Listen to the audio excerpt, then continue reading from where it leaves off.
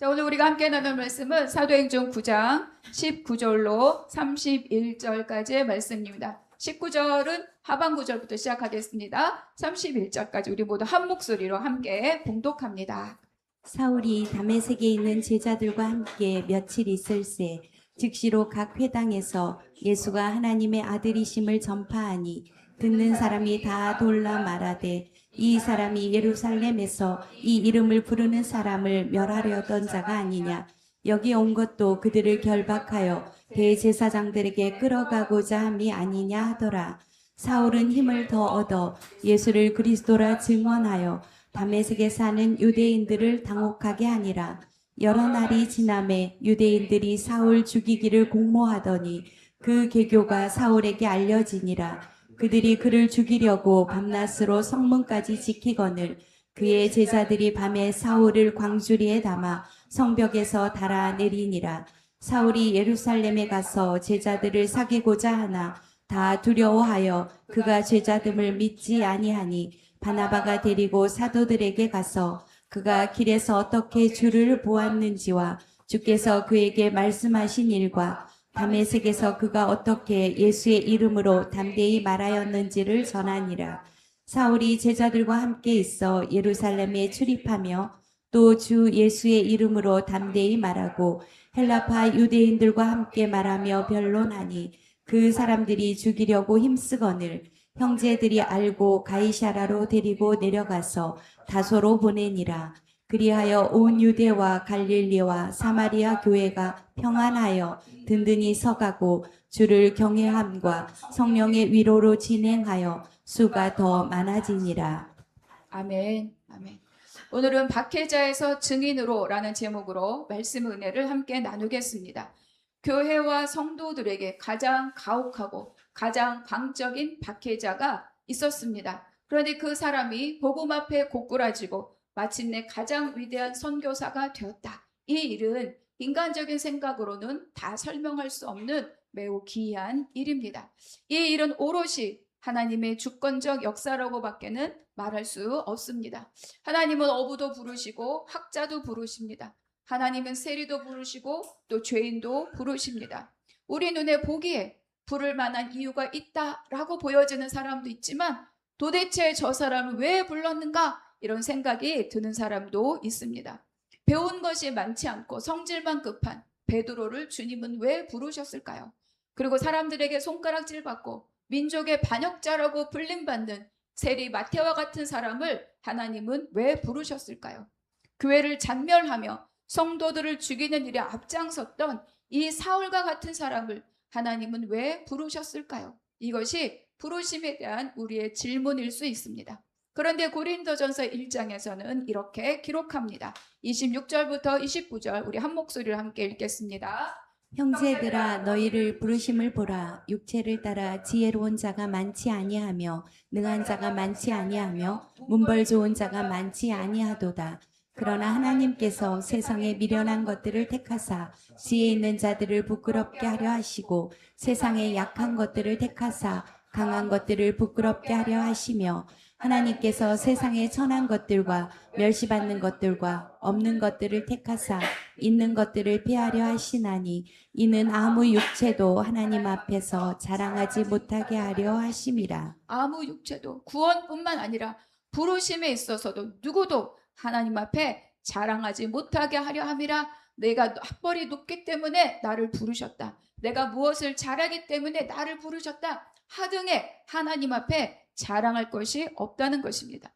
하나님의 눈은 우리의 눈과 다르고 하나님의 지혜는 우리의 판단보다 높습니다. 그러므로 저와 여러분도 하나님의 부르심을 받아 주의 백성으로 살고 있는 이것 자체가 하나님 앞에 오직 감사할 일인 것을 고백할 수 있기를 바랍니다. 우리가 자격을 갖추어 택함 받은 것이 아니라 하나님께서 주님께서 먼저 우리를 향하여 은혜로 찾아오신 것이기 때문입니다. 그래서 하나님의 은혜에는 하나님의 부르심에는 후회하심이 없다 이렇게 말합니다.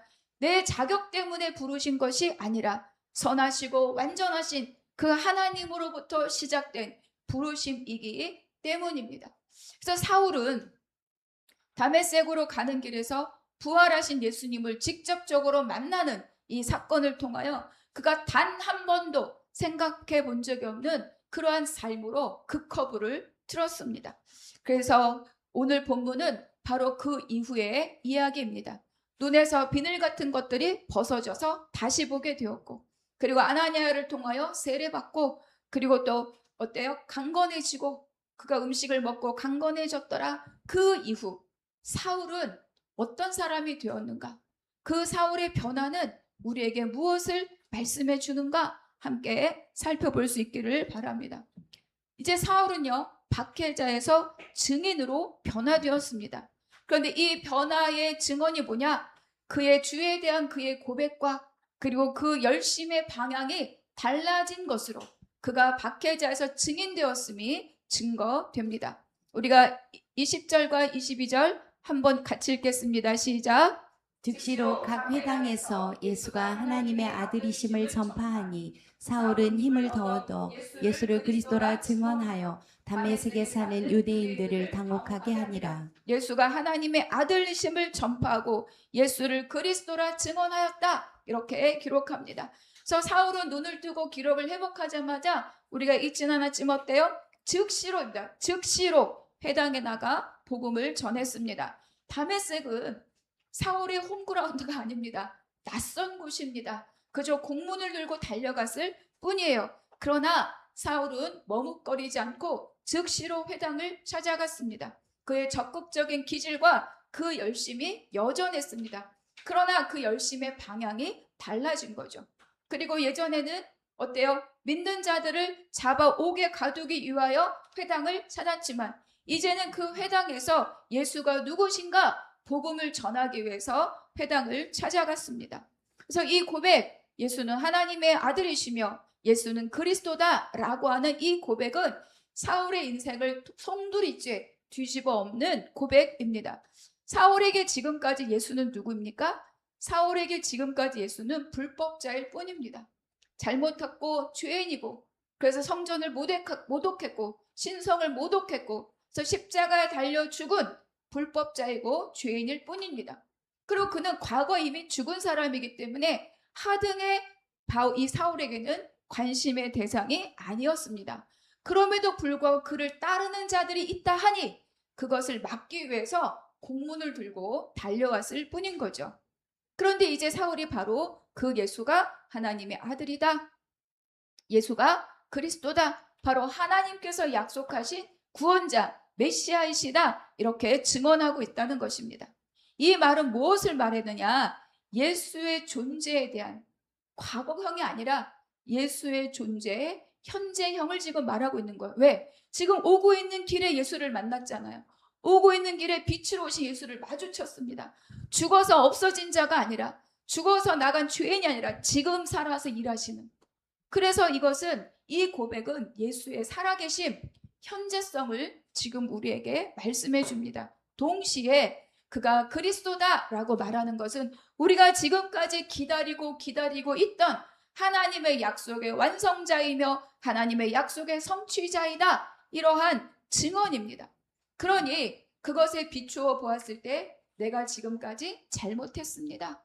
내가 지금까지 하나님을 오히려 대적했습니다. 라고 하는 지금까지 자기의 인생에 대한 회개의 증언이 또한 바로 이 고백입니다. 박해자에서 증인이 되었고 그 열심의 방향이 달라졌습니다. 열심의 방향이 달라졌다는 건 인생의 목적이 달라졌음을 말합니다. 우리가 출애굽께서 홍해를 나옵니다. 신분이 달라졌죠. 그때 그들에게 두 가지가 달라져요. 첫 번째 뭐가 달라집니까? 공급이 달라집니다. 채찍맞고 노동하고 자식을 죽이면서 바로의 녹을 먹었다면 이제는 만나에서 하나님이 주시는 만나를 광야에서 만나를 먹으며 나중에 가나안에 들어가서는 그 땅의 소출을 먹는 자가 되는 거죠. 공급이 달라집니다. 힘을 얻는 출처가 달라지는 거예요. 그리고 두 번째 뭐가 달라집니까? 인생의 목적이 달라집니다. 예전에는 노예였고 비돔과 람셋을 건축하는 자였지만 이제는 하나님의 나라를 세우는 자들로 그들의 인생의 목적이 달라지는 거죠. 박해자에서 증인이 되었다라고 하는 것은 그의 공급과 그의 목적이 달라졌다는 것을 우리에게 가르쳐 줍니다. 여러분은 무엇이 달라졌습니까? 안 믿던 자에서 믿는 자가 되었다. 물론 달라진 것입니다. 그래서 교회를 안 다니던 자가 이제는 교회를 다니는 자가 되었다. 이제는 직분까지 받았다. 이제는 사명자가 되었다. 물론 굉장히 중요한 변화입니다. 그런데 그 일이 과거의 일이면 안 됩니다. 그 일은 오늘의 일이기도 해야 합니다. 그 고백이 날마다 우리에게 닥쳐지는 오늘을 새롭게 다르게 살게 하는 이유가 되어야 하며, 그 오늘이 어제와 다르게 새롭게 살 수 있는 능력이 되어야 하는 거죠. 여러분의 매일은 어떻습니까? 매일 새롭습니까? 매일 새롭게 고백합니까? 매일 새로운 비전과 매일 새로운 고백으로 매일 오늘도 살아계신 하나님이며 오늘도 나의 구원자이시다, 이 고백이 날마다 새롭습니까? 그래야 복음이 죽지 않고 지나간 복음이 아니라 날마다 오늘을 살게 하는 살아있는 믿음의 고백이 될 것입니다. 날마다 새로워지는, 날마다 새롭게 고백하는 우리의 믿음의 고백이 될 수 있기를 바랍니다. 만약에 그렇지 않다면 우리는 몸만 교회에 다니고 있을 뿐 여전히 옛사람의 모습으로 살아가고 있는지도 모릅니다. 그래서 우리가 과거에 죽었던, 그래서 우리를 구원했던, 그래서 우리가 죽으면 천국을 간 그런 것이 아니라 오늘 우리를 살리고 오늘 우리를 구원하고 오늘 우리를 새롭게 하고 오늘 천국을 살게 하시는 바로 오늘의 하나님, 오늘의 구속사를 우리가 경험할 수 있는 우리 모두가 되기를 바랍니다. 그리고 그가 증인이 되었을 때 그가 가진 모든 것들의 쓰임이 달라집니다. 그의 열심, 그의 학식, 그의 가문, 그의 학벌, 그의 신분, 심지어 그의 연약함조차도 어느 것 하나 무용한 것이 없었습니다. 그래서 로마서 1장 1절에 보면 하나님의 복음을 위하여 택정함을 입었다. 그때는 몰랐죠. 그때는 알 수 없었습니다. 그때는 좋은 가문에 낳고 좋은 스승을 만났고 좋은 배경이 있었고 가문이 좋았으니까 로마 시민권도 얻었고, 그런데 지금 내가 주 앞 부르심에 있어 보니 주님이 이 자리를 위하여 나를 지금까지 이끌어 오시고 준비해 주시고 함께 하시고 나를 택정하는 모든 자리에 계셨구나, 그렇게 고백을 하게 되는 거죠. 그래서 이전에는, 내가 예수를 만나기 전에는 다 오직 예수 믿는 자들을 박해하는 일에 이것이 사용되었다면 이제는 주의 택한 그릇이 되어서 이 모든 것들이 하나님 손에 붙들려 복음을 전하는 일에 쓰임을 받습니다. 그래서 우리는 부름받은 자들은 그가 지나온 인생 가운데 어느 것 하나도 버릴 것이 없습니다. 아픔도 쓰임받으며 상처도 쓰임받으며 즐거움도 쓰임받으며 많이 배운 것도 쓰임받으며 배우지 못한 것도 쓰임받으며, 무엇 때문입니까? 하나님 손에 붙들려 하나님이 이끌어 가시는 인생이 되었기 때문입니다. 증인이 되었을 때 달라지는 것이 있죠. 그것이 무엇입니까? 관계가 달라집니다. 사울에 대한 사람들의 평가가 달라지고 사울의 옆에 붙어가는 사람들이 달라집니다. 우리 21절과 22절 같이 한번 읽겠습니다. 시작. 듣는 사람이 다 놀라 말하되 이 사람이 예루살렘에서 이 이름을 부르는 사람을 멸하려던 자가 아니냐. 여기 온 것도 그들을 결박하여 대제사장들에게 끌어가고자 함이 아니냐 하더라. 사울은 힘을 더 얻어 예수를 그리스도라 증언하여 다메섹에 사는 유대인들을 당혹하게 하니라. 너무 이해할 수가 없잖아요. 어저께까지 달려들던 자가 이제는 회당에 들어와서 예수를 그리스도라, 예수를 하나님의 아들이라 증언하고 있지. 사람들은 놀랄 수밖에 없습니다. 그래서 의심하는 거야. 숨어있는 믿는 자들을 색출하기 위한 위장술인가? 이렇게 처음에 생각하는 거죠. 그런데 힘을 더 얻어 고백하는 것을 보니 그렇지 않구나, 이게 무슨 일인가 놀라고 당혹합니다. 그리고 정말 그가 달라졌다는 걸 알게 되었을 때 어떤 일을 꾸미는가? 여러 날이 지남에 유대인들이 사울 죽이기를 공모하더니 결국은 사울을 죽이려고 작정합니다. 여기에 있는 여러 날은 하루 이틀, 일주일, 이주일 이런 의미가 아닙니다. 우리가 갈라디아서의 기록을 보면 사울이 회심한 때부터 예루살렘으로 가기까지 3년의 시간이 있었다고 기록합니다. 이 여러 날은 그 시간을 유대인의 날짜를 계산하는 관습대로 압축하여서 여러 날이다 이렇게 기록하였습니다. 갈라디아서 1장 17절과 18절 저와 함께 읽겠습니다. 또 나보다 먼저 사도된 자들을 만나려고 예루살렘으로 가지 아니하고 아라비아로 갔다가 다시 다메섹으로 돌아갔노라. 그 후 3년 만에 내가 게바를 방문하려고 예루살렘에 올라가서 그와 함께 15일을 머무는 동안. 그러니까 다메섹에서 회심하고 난 다음에 고향을 갔거나 예루살렘을 간 것이 아니라 이 사울은 아라비아로 갔다가 다시 다메섹으로 돌아오는 그 여정을 지났다는 거예요. 그동안 사울은 무엇을 했을까? 다메섹에서 이처럼 계속 복음을 전했습니다. 그러자 그것을 본 유대인들이 사울을 죽이기로 공모했죠. 그래서 사울을 잡기 위해서 그가 출입하는 것을 아라비아로 갔다가 다메섹으로 오고 왔다 갔다 하고 있으니 그를 잡으려고 성문을 그들이 지키고 있었습니다.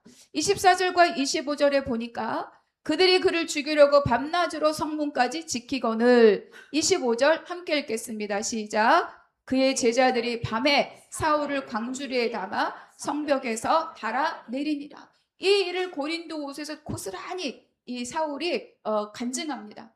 고린도후서 11장은 내가 얼마나 큰 일을 당하는지 알고 있느냐? 자기의 고난을 고백하는 그러한 장인데 고린도서 11장에 동일하게 말합니다. 다메섹에서 아레데 왕의 고관이 나를 잡으려고 다메섹 성을 지켰으나 나는 광주리를 타고 들창문으로 성벽을 내려가 그 손에서 벗어났노라.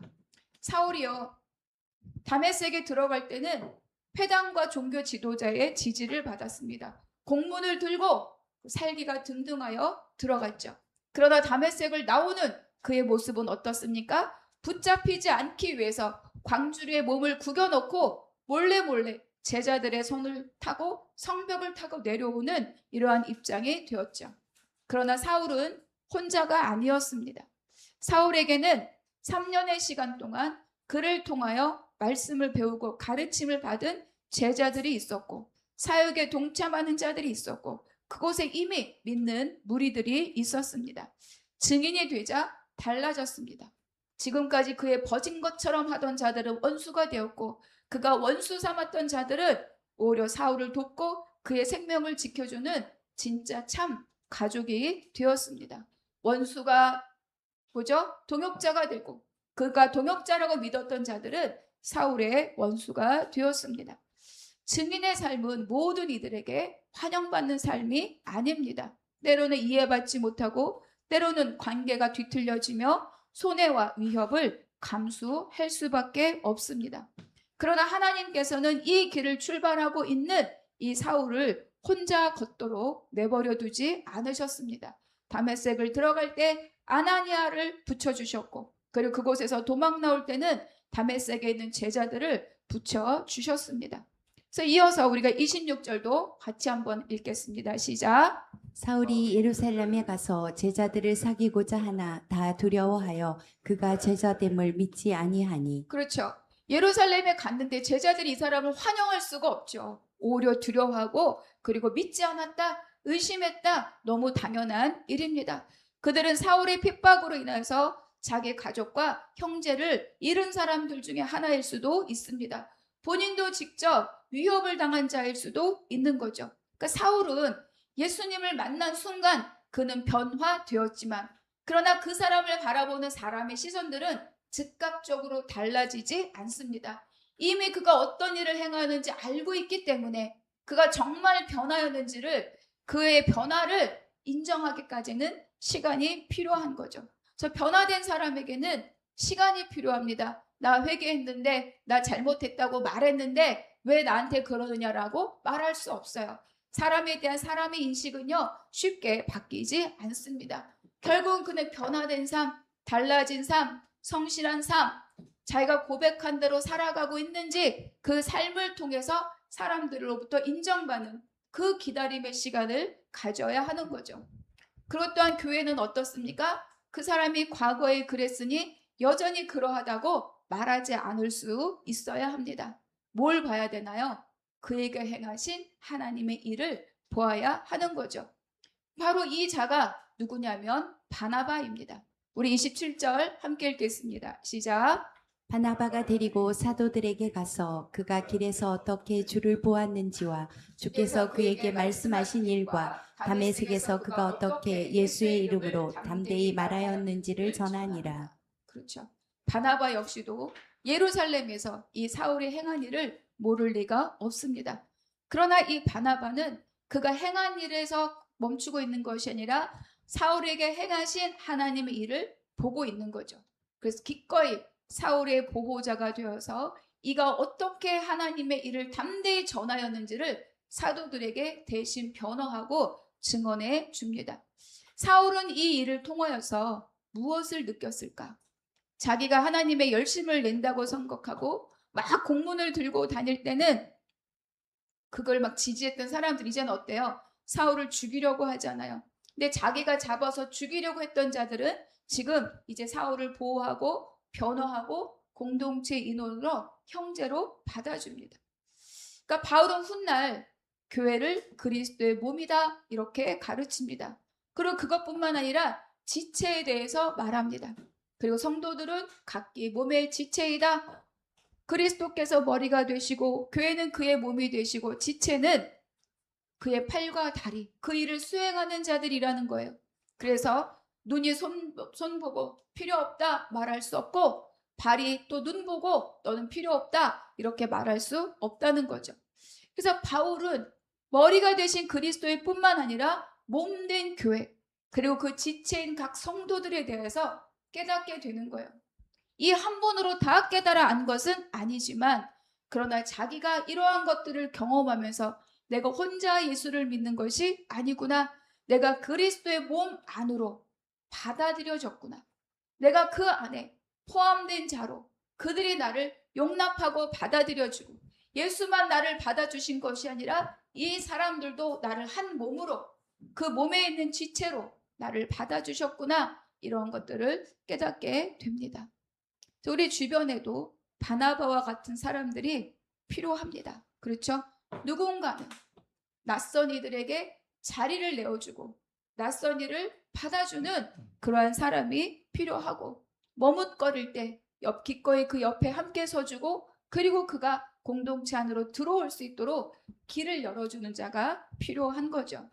우리가 처음 교회를 시작한 지 얼마 되지 않았을 때 우리가 환대라는 단어를 함께 나누었습니다. 그때 제가 이렇게 말을 풀었던 것 같아요. 누군가가 설 수 있는 자리를 마련해 주는 것이다. 기존에 있는 사람들이 다 많든 적든 다 이렇게 가까이 있을 때 자리를 비워서 그 사람이 거기에 들어와서 한 자리 할 수 있도록 자기의 자리를 함께 설 수 있도록 자리를 내어주는 것이 환대다. 이렇게 말씀을 나누었습니다. 저와 우리는 어떻습니까? 하나님께서 변화시킨 사람에게 다시 시작할 수 있는 자리를 열어주는 사람들 그리고 그 자리를 열어주는 교회가 되기를 바랍니다. 그래서 모두 분별 없이 다 받을 수는 없어요. 요즘처럼 이단이 극성을 부리고 요즘은 이단이 숨지 않아요. 한 달에 한 번씩 여기에 편지가 꽂혀요. 한나무교회 김현주 목사님. 그러면서 이단의 그 설을 책으로 신문으로 편지로 말할 수 없이 지난주 금요일도 저녁에 오니까 딱 편지가 꽂혀 있더라고요. 그렇게 합니다. 그리고 우리는 분별해야 돼요. 그래서 우리는 잘 알아야 돼요. 복음이 무엇인지. 그러나 그러한 것이 아니라면 머뭇거리고 있는 자들을 우리가 이끌어서 우리가 한자리에 같이 식탁의 교제를 나눌 수 있는 우리 교회가 될 수 있기를 바랍니다. 분별은 하되 은혜를 가로막지 않고 과거를 알지만 그 과거로 그 사람을 정죄하지 않고 이것이 바로 믿는 자들의 역할이며 교회의 역할이 되어야 할 것입니다. 증인이 되었을 때 또 달라지는 것이 있어요. 그래서 뭐냐면 시간의 가치가 달라집니다. 우리 28절부터 30절까지 함께 읽겠습니다. 시작. 사울이 제자들과 함께 있어 예루살렘에 출입하며 또 주 예수의 이름으로 담대히 말하고 헬라파 유대인들과 함께 말하며 변론하니 그 사람들이 죽이려고 힘쓰거늘 형제들이 알고 가이사라로 데리고 내려가서 다소로 보내니라. 잠깐 지도 한번 볼까요? 네. 예루살렘에서 어디로 갔습니까? 다메섹으로 갔죠. 다메섹 오른쪽에 있는 그 땅이 아라비아라고 지칭되는 곳, 수리아 지역도 일부 포함하는 곳입니다. 그래서 아라비아로 갔다가 다메섹으로, 아라비아로 갔다가 다메섹으로 그렇게 3년을 보내고 예루살렘에 갔습니다. 예루살렘에 머물러 있을 수가 없어요. 왜? 그를 죽이려고 하는 자들이 있었기 때문입니다. 자, 형제들이 어디로 데려가요? 가이사랴 항구입니다. 여기에서 저 위에 있는 길리기아 지방의 다소, 이 다소로 이 누구죠? 사울을 고향으로 보내버립니다. 보내버립니까? 내쫓은 것 같은데 그게 아니고 안전하게 고향으로 이 사울을 보냅니다. 그러니까 사울은 다메섹에서도 죽음의 위협을 받았고 예루살렘에서도 죽음의 위협을 받았습니다. 그는 예루살렘에 와서 베드로와 15일밖에 함께 있을 수가 없었습니다. 왜? 사람들이 그를 죽이려고 했기 때문에. 그래서 그 형제들의 도움을 받아서 가이사랴를 거쳐서 고향 다소로 내려갑니다. 그러니까 이제 사울은 3년을 기다린 거예요. 회심하자마자 바로 예루살렘으로 오지 않고 3년을 다메섹과 아라비아로 오가며 3년의 시간을 이미 보냈습니다. 그리고 예루살렘으로 갔을 때는 게바를 만나려고 하였죠. 게바는 곧 베드로입니다. 그래서 예루살렘 교회의 기둥과 같은 사람이에요.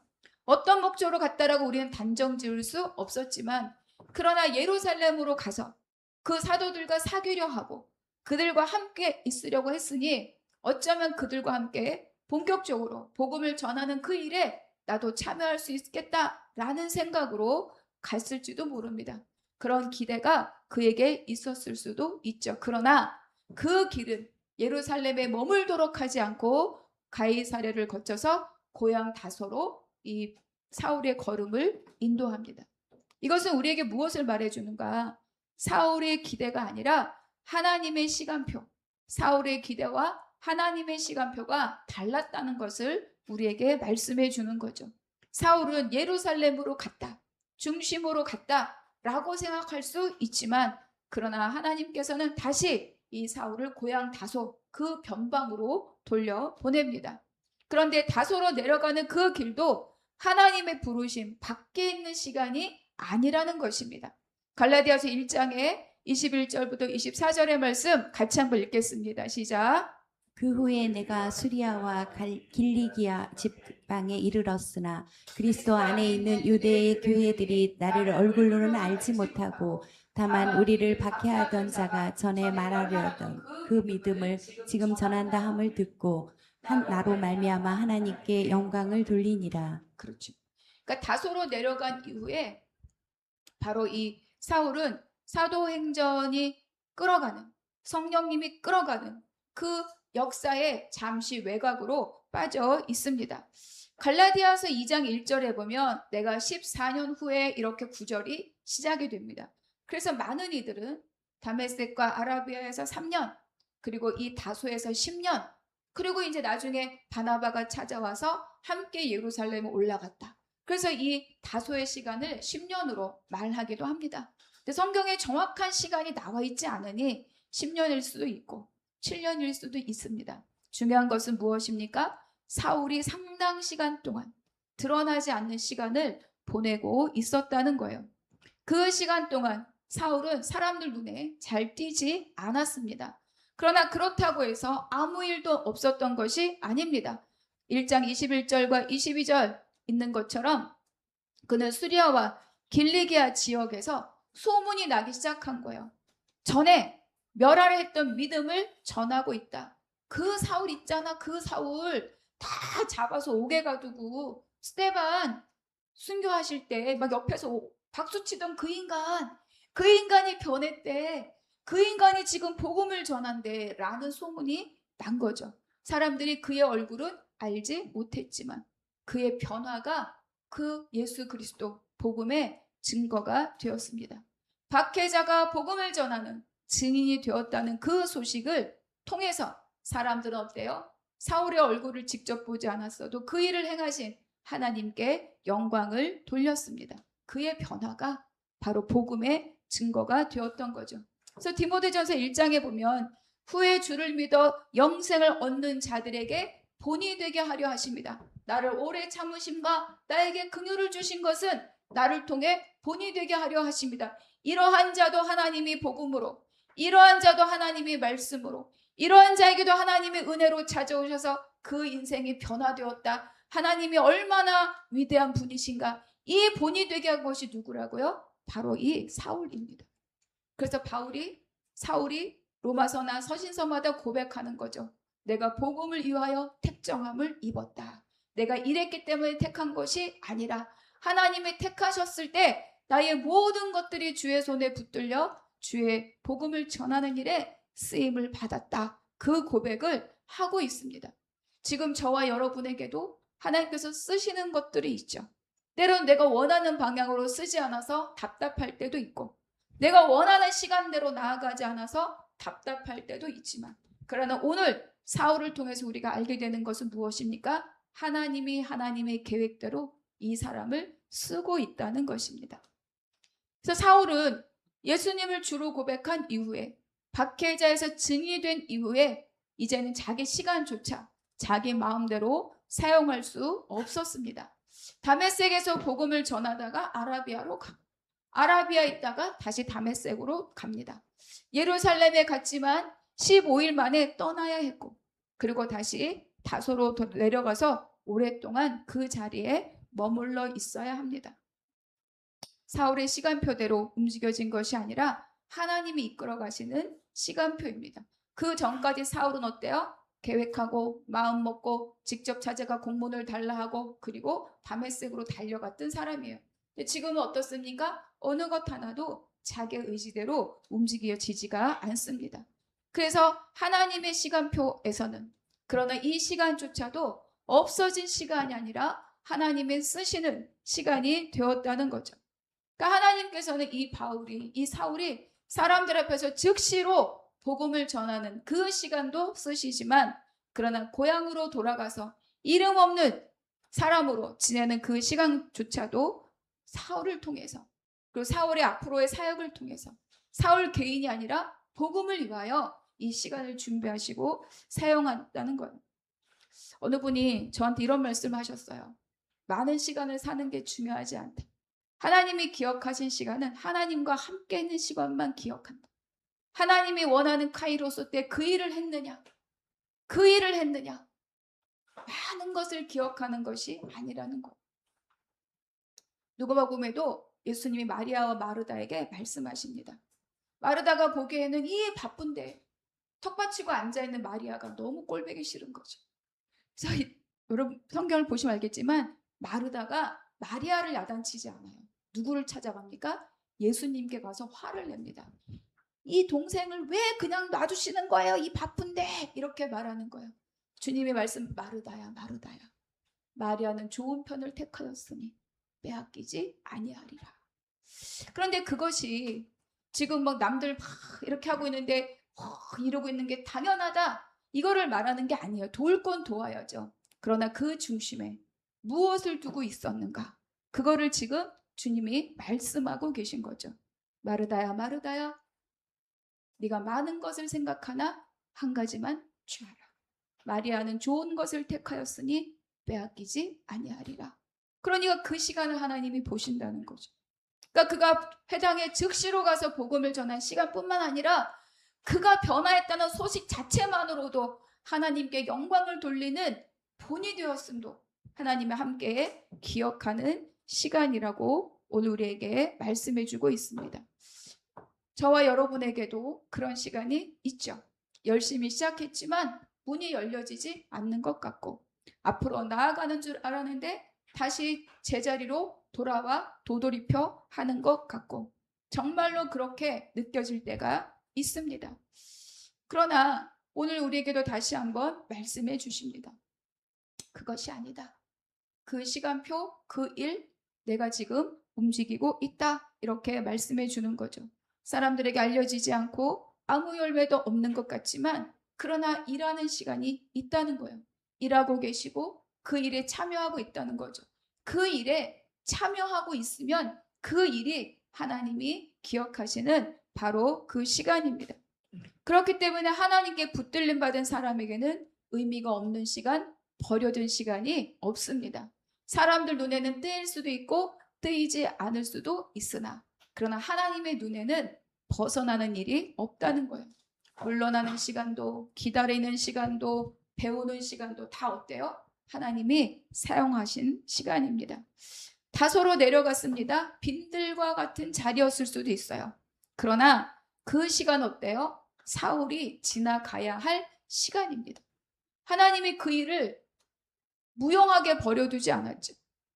그러니까 모세도 즉시로 자기가 구원자로서 구원자의 역할을 하기 위해서 나를 완공해 주셨구나 생각하고 즉시로 나가서 자기의 백성들을 구원코자 했으나 하나님 그거 거절하시고 광야로 보내요. 빈 들에서 40년을 보내게 합니다. 세례 요한도 빈 들에서 그가 이스라엘에 드러나기까지 그가 빈들에 있느니라. 그 빈들은 그래서 어때요? 무용한 시간이 아니라 하나님과 함께 있는 유용한 시간이었다는 거죠. 그래서 다소로 내려가서 있었던 이 사울은 그 시간 동안 그에게 맡겨진 그의 일을 하고 있었던 겁니다. 그 일은 뭐죠? 증인의 일입니다. 증인의 삶이고 증인의 삶을 그 다소에서 살았습니다. 그래서 하나님께서 이제 때가 되면 바나바를 통하여 이 사울을 다소로부터 다시 불러내실 것입니다. 마지막으로 31절 함께 읽겠습니다. 시작. 그리하여 온 유대와 갈릴리와 사마리아 교회가 평안하여 든든히 서가고 주를 경외함과 성령의 위로로 진행하여 수가 더 많아지니라. 교회가 평안을 누렸다고 말하고 있고 그리고 든든히 세워졌다라고 기록하고 있습니다. 평안은 아무 문제가 없는 시간이 아닐 거예요. 어딘가는 교회를 공격하고 제2의 사울이 나타났을 수도 있고 그리고 그를 의심하는 사람들이 또 교회를 원망하고 탓하고 왜 사울을 살려서 다소로 보냈느냐 그를 잡아서 죽였어야 하지 않느냐라고 이 예루살렘 교회의 이 결정을 반대하는 자들도 분명히 있었을 것입니다. 그러나 교회가 어떻다고요? 든든하게 서가고 있었다. 주를 경외함과 성령의 위로로 있었다. 그리고 뭐예요? 성도들의 수가 점점 더 많아졌다. 그러니까 주를 경외한 이 긴장 가운데 외부의 공격도 있고 비난도 있을 터이지만 그때에도 불구하고 하나님께서 교회를 든든히 세워가셨다고 말씀하고 있습니다. 이 구절은 우리에게 뭘 가르쳐 주느냐? 누구 때문이 아니라는 거예요. 사울이 있어서 또는 사울이 없어서 베드로가 있어서 또는 베드로가 없어서가 아니라 하나님께서 운영해 가시고 그리고 하나님께서 움직이고 계시고 하나님께서 든든하게 하시고 평안케 하시고 세워가고 계시다. 이렇게 우리에게 증언하고 있습니다. 사울이 이제 박해자에서 증인으로 변화되었습니다. 그의 고백이 달라졌고 그의 열심의 방향이 달라졌고 그가 이미 가진 것들의 쓰임이 달라지고 관계가 달라지고 그리고 어떻습니까? 그의 모든 시간의 용도가 목적이 달라집니다. 저와 여러분도 주님께 부르심을 받은 사람들입니다. 가장 우리가 중요한 것은 그 변화가 과거의 일로 끝나는 것이 아니라 날마다 새롭게 주를 향한 고백이 새로워지고 주를 향한 우리의 믿음의 자리가 새로워질 수 있기를 바랍니다. 그래서 나의 열심이 누구를 위하여 사용되고 있는지 내가 사람을 과거에 어땠다가 아니라 오늘 새롭게 보게 하시고 오늘 새롭게 만나게 하시고 오늘 새롭게 고백하게 하시는 그 하나님을 신뢰하는 우리 모두가 될 수 있기를 바랍니다. 눈에 보이지 않는 시간까지도 일하시고 움직이시고 이끌어 가시는 그 하나님을 믿고 오늘도 한 걸음 주와 함께 동행하는 저와 우리 모두 그리고 한나무 교회가 되기를 바랍니다. 예수님을 믿는다는 게 교회를 다니는 사람이 되는 것이 아니라는 거죠. 우리 너무 잘 알고 있지만 우리는 어느 순간 저를 포함하여서 교회를 다니고 내가 무엇을 하고 있는 것에 내가 만족감을 느끼고 있을 때도 있다는 것을 우리는 부정할 수가 없습니다. 그래서 내 생각, 내 열심, 내 관계, 내 시간이 하나님께 쓰여지고 있는가? 바로 그러한 것을 돌아볼 수 있는 우리 모두가 되기를 바랍니다. 사울을 박해자에서 증인으로 변화시킨 그 하나님이 오늘도 날마다 우리를 위하여 일하고 계십니다. 그분을 기뻐하고 그분 안에서 누리고 기뻐하는 우리 모두 주의 백성들 우리 한나무 교회가 되기를 주님의 이름으로 축복합니다. 그리스도의 증인의 삶을 살기를 축복합니다. 기도하겠습니다. 하나님 아버지 감사합니다. 교회를 박해하던 사울을 찾아오셔서 복음의 증인으로 변화시킨 그 은혜에 감사합니다. 저와 우리 모두가 그렇습니다. 자격 없는 우리를 불러서 주의 백성 삼아주시니 감사하고 과거에 우리 또한 비방자 폭행자였던 우리를 기억하지 아니하시고 나의 딸이다 나의 아들이다 나의 백성이라 부르시는 그 은혜를 기뻐하고 감사를 올려드립니다. 하나님, 그래서 나의 생각과 우리의 생각과 열심과 재능과 재물과 모든 시간이 하나님 손에 붙들려 있음을 감사로 고백하고 믿고 살아가는 우리 모두가 되게 하여 주시옵소서. 드러나지 않고 기다려하는 시간조차도 하나님이 이끌어 가신 시간임을 믿고 아버지 내 마음대로 내 생각대로 정죄하지 않도록 지켜보아여 주시옵소서. 모든 것이 주님의 손에 있음을 믿게 하여 주시옵소서. 모든 것을 감사하고 우리 주 예수 그리스도 이름으로 기도하옵나이다. 아멘.